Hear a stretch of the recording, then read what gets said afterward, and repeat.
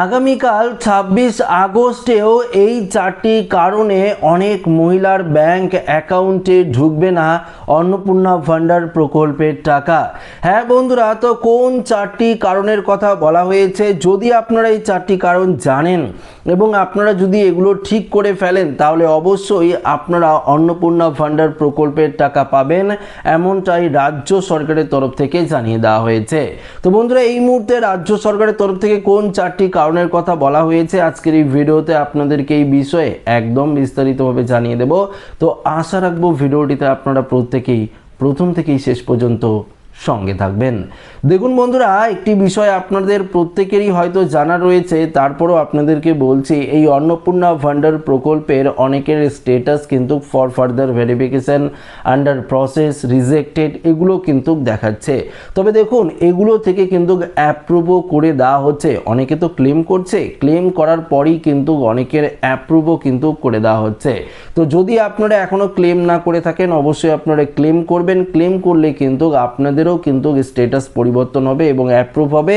Approve করার পরও কিন্তু আপনারা অনেকেই টাকা পাবেন না। দেখুন, অনেক মহিলার কিন্তু অ্যাপ্রুভ রয়েছে, তারপরও কেন টাকা ঢুকছে না জানেন?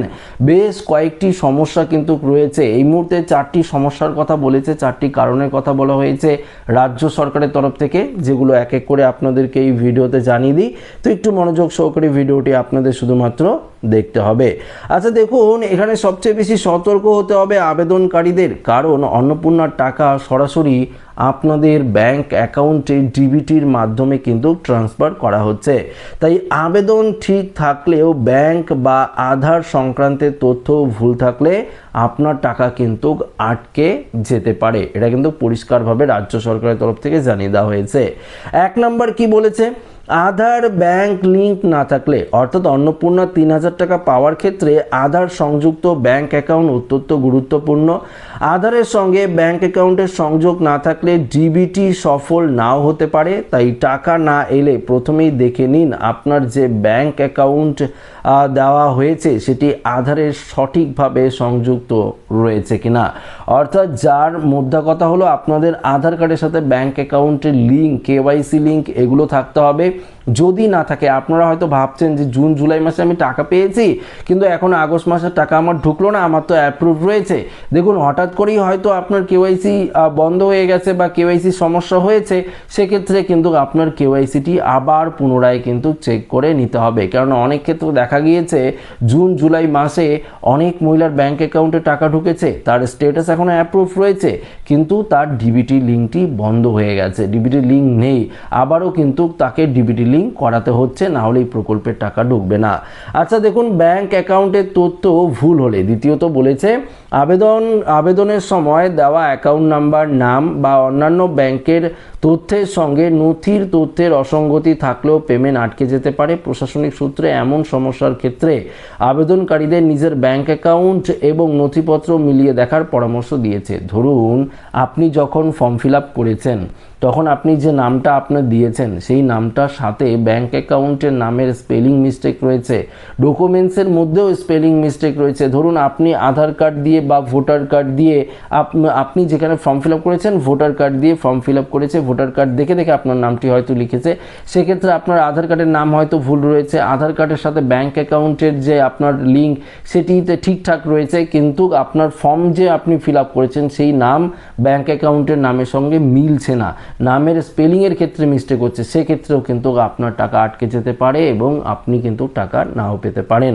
তৃতীয়ত কি বলেছে? ডিবিটি সক্রিয় না থাকলে, এবার যে কথাটা আপনাদেরকে একটু আগেই বললাম যে আপনি জুন মাসে জুলাই মাসে ধরুন টাকা পেয়েছেন, যদি না পেয়ে থাকেন ডিবিটি লিঙ্ক বারবার চেক করে দেখবেন যে ঠিকঠাক রয়েছে কিনা, কেননা ডিবিটির মাধ্যমেই রাজ্য সরকারের তরফ থেকে এই টাকা, অর্থাৎ এই অন্নপূর্ণার ৩,০০০ টাকা কিন্তু ট্রান্সফার করা হচ্ছে। তাই DBT link mandatory, DBT link না থাকলে কিন্তু অবশ্যই আপনারা পাবেন না। জুন জুলাই মাসে টাকা পেয়ে থাকলেও ডিবিটি লিঙ্ক যদি ডিসকানেক্ট হয়ে যায় সেক্ষেত্রে আপনারা আগস্ট মাসে পাবেন না। তাই আপনাদের পুনরায় চেক করতে হবে আপনার ডিবিটি লিঙ্কটা ঠিকঠাক রয়েছে কিনা। যোগ্যতার শর্তে সমস্যা থাকলে, এটা তো অবশ্যই আপনারা জানেন, 25 থেকে 60 বছর বয়সী আপনাদের হতে হবে, পশ্চিমবঙ্গের বাসিন্দার হতে হবে, সরকারি স্কিমের তথ্য অনুযায়ী স্থায়ী সরকারি চাকরি থাকা বা আয়করদাতা হওয়ার অবস্থায় এই সুবিধা আপনারা পাবেন না। আপনার হাজবেন্ড ধরুন স্থায়ী সরকারি চাকরি করে, পার্মানেন্ট গভর্নমেন্ট চাকরি করে, আপনি পাবেন না। সেক্ষেত্রে ধরুন আপনার পরিবারের কেউ আয়করদাতা হয়ে থাকলে আপনি এই প্রকল্পের টাকা পাবেন না।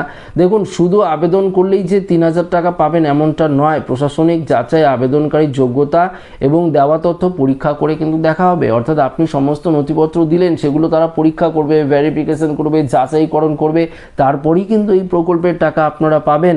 দেখুন, এখানে কি বলেছে, যারা এখনও আবেদন করেনি তাদের জন্য সমস্যাটি গুরুত্বপূর্ণ রয়েছে। এখানে পরিষ্কারভাবে বলেছে যে আবেদন করতে অবশ্যই আপনার ভোটার কার্ড, আধার কার্ড এবং অ্যাক্টিভ মোবাইল নাম্বার কিন্তু অবশ্যই লাগবে। এবং যদি আপনার সমস্যা হয় তাহলে এসডি অফিস, বিডিও অফিসে গিয়ে আপনারা কিন্তু যোগাযোগ করতে পারেন। এছাড়াও আপনারা ক্লেম করতে পারেন সোশ্যাল রেজিস্ট্রি, যে অফিসিয়াল ওয়েবসাইট রয়েছে socialregistry.gov.in, অর্থাৎ wb.gov.in, এই অফিসিয়াল ওয়েবসাইটে গিয়ে কিন্তু আপনারা আবারও ক্লেম করতে পারেন। আপনার মোবাইল নাম্বার ক্যাপচার কোড দিয়ে, ওটিপি দিয়ে আপনারা যখন সাবমিট করবেন, লগ ইন করবেন, তখন দেখতে পারবেন ক্লেম অপশন থাকবে। সেই ক্লেম কিন্তু আপনাদের করতে হবে, না হলে এই প্রকল্পের টাকা কিন্তু আটকে যেতে পারে। তো মূলত এই যে 4টি কারণের কথা বলেছে, এই 4টি কারণের জন্য অনেকের স্ট্যাটাস অ্যাপ্রুভ হলেও টাকা কিন্তু ঢুকছে না। আর যদি স্ট্যাটাস অ্যাপ্রুভ না দেখায় ফর ফার্দার ভেরিফিকেশন, পাশাপাশি আন্ডার প্রসেস রিজেক্টেড, তাহলে আপনাদের ক্লেম অপশনই বেছে নিতে হবে। ক্লেম করার পরই কিন্তু পরবর্তী